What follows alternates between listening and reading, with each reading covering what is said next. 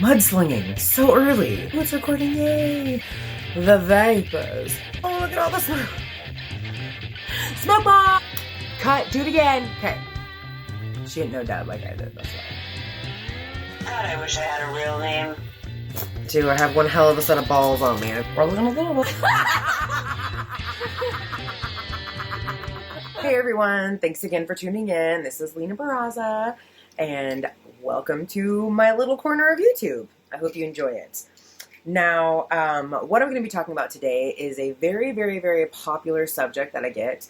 In case you guys don't know, I am a psychic medium, a healer, Reiki master, energy worker, alchemist, hermetic demonologist. I do a little bit of everything. And so one of the most popular requests that I get is love readings. When am I going to find my soulmate? Is the person that I'm with my soulmate? All this kind of stuff.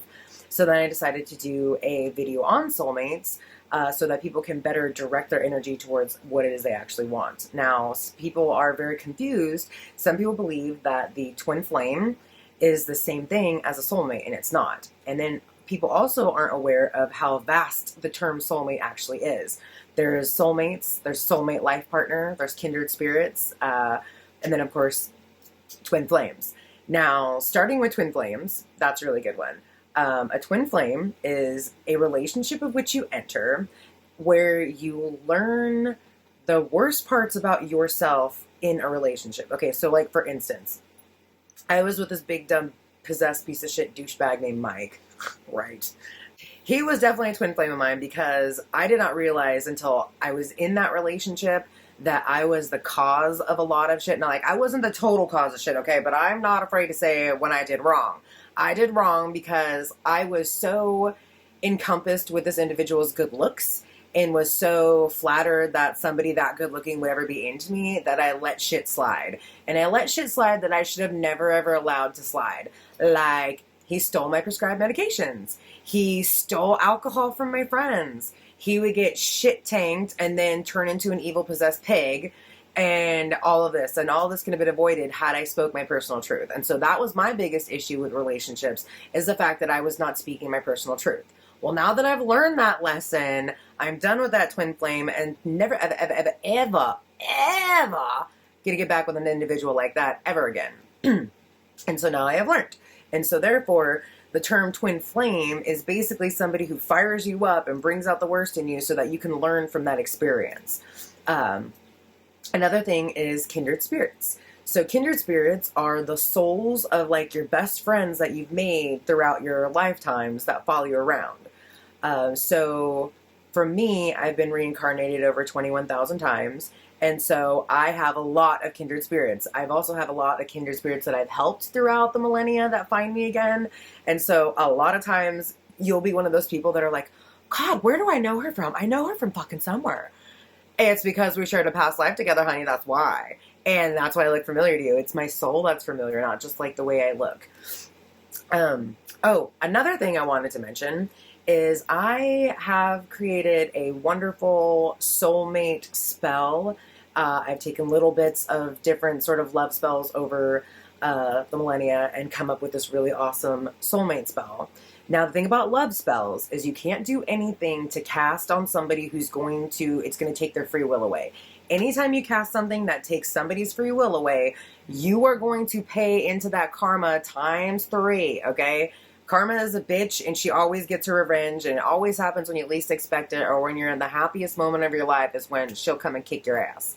So, you can't cast anything that's going to change somebody's will. So that's why love spells are so kind of frowned upon, because it's like, say you get the hots for somebody and, the dude's like married and he's got kids and he has his own business and stuff like that. So then you're like, oh, well, I'm in love with him. He has to love me back. You make him love you, and everything that he's shunning, all his responsibilities because he's obsessed with you now, you get to share in all of that. You basically just uprooted an entire family, his business crashed and everything, all because you tried to change his free will.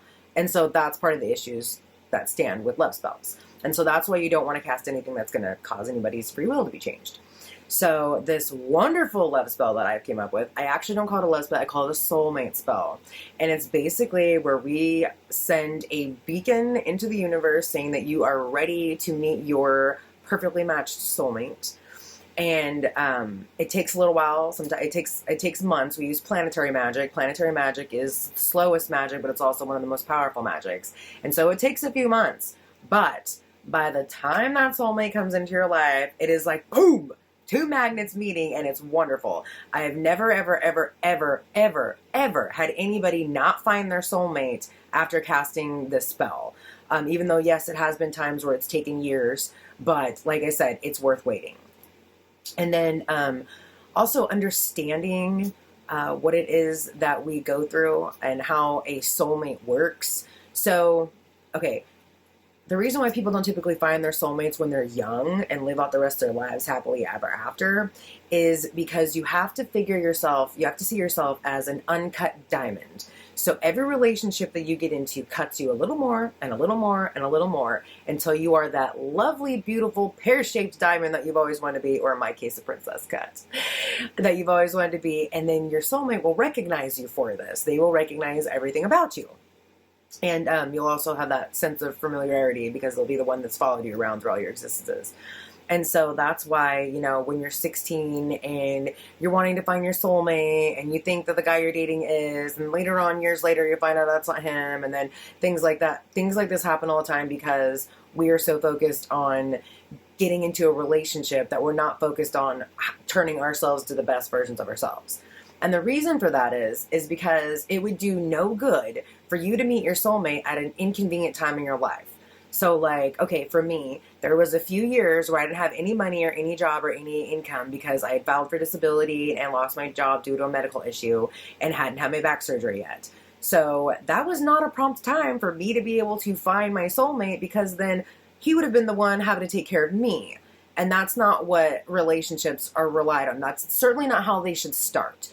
Because if you start a relationship like that, you kind of unends the balance there. And then, of course, you will have times where you get to help them and everything. But it does set the balance of the relationship off in the beginning and can make things rocky in the long run. And then, sometimes people who are on the lam or people who are just not doing very well in life sometimes can be spoiled by others doing everything for them. And then it kind of turns you into not a very good version of yourself when you just kind of sort of expecting these people to help you and you're sort of expecting to just kind of let things go, and that's not it. In a relationship, everybody says, oh, it's 50-50. No. Bullshit. Where's my bullshit meter? I'll hit it right here. Bullshit. A relationship between two people, and I mean two because I have no expertise in thruples or quadruples or whatever relationships are more than two people. Anyway, but in a relationship based in two people, doesn't matter what gender they are, each person has to be doing 110% to make it fucking work, okay?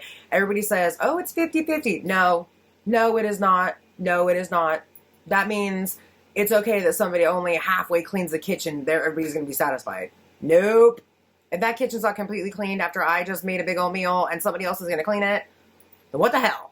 You see what I'm saying? Like, everybody has to do 110% to be able to make relationships work. So, about the soulmate spell, I have a lot of requests for it, and it's very simple. You can do it at home. You only need about 5 different ingredients to make it happen. And so, my thing is once I get 20,000 subscribers, I will post a video shortly after that giving the very detailed instructions on how to get it done. And this soulmate spell, honey, it is the best because you basically get to create your own soulmate. You heard? I'm not even kidding you. Like, you should see what my soulmate will look like. He's going to be a Jason Momoa, Vin Diesel, The Rock, Ron Perlman, super hybrid, all mixed together and beautiful. Ron Perlman. He's such a hunky man. I know he's way older than me, but I don't care. He's like a man, and I love that voice. Same with Vin Diesel. That voice is amazing. And of course, Jason Momoa's hair is kicking ass. And then The Rock just the name alone. You know what I'm saying? So that's why I'm really excited about it, and you can be excited about it too. So like I said, as soon as I get 20,000 subscribers, you can definitely count on me making that video. Another little thing that I thought that I would introduce to you guys is, do you see this stone right here? Okay, you see how it has two crystals up top like that? They're two crystals connected. So anytime you see two crystals like this that are connected, this is a soulmate stone. So if you see something like this and you're trying to manifest your soulmate, what you can do is hang on to this. I always keep it next to my heart. Another thing you can do with it is once a week on Friday. So Friday is a day of Freya, day of love, day of Venus. So that's where it gets its name. So Friday, every Friday, you take this little soulmate stone and you rub it with some rose oil or love oil, depending on, where you got your stuff at. But typically it's rose oil. And you rub it and you just manifest your perfect little soulmate finding you. And then you carry it with you. You can keep it in your purse, keep it in your pocket, keep it in your bra, or how my mom calls it, the hillbilly wallet, whatever you want to call it. That's where you keep it. And then you slowly but surely manifest their energy coming towards you. And now there's different types of stones that you can get. Let's see, rose quartz is a very love attracting stone that everybody likes. It's a really good one too. But an actual soul mate stone looks like this. It has two heads on it. Two stones merged together as one is a soulmate stone. And if you find one like 3 or 4, I guess if you're down for a throuple, then there you go. You can have more soulmates than one. Some people operate like that, and some people work really well like that. And so there you go. I'm going to go ahead and sign off on this one. Don't forget to give my video a thumbs up, like it, subscribe it. And remember, when I get 20,000 subscribers, I will put out the very detailed, amazing spell to find your soulmate. Until then, mwah, I love you all.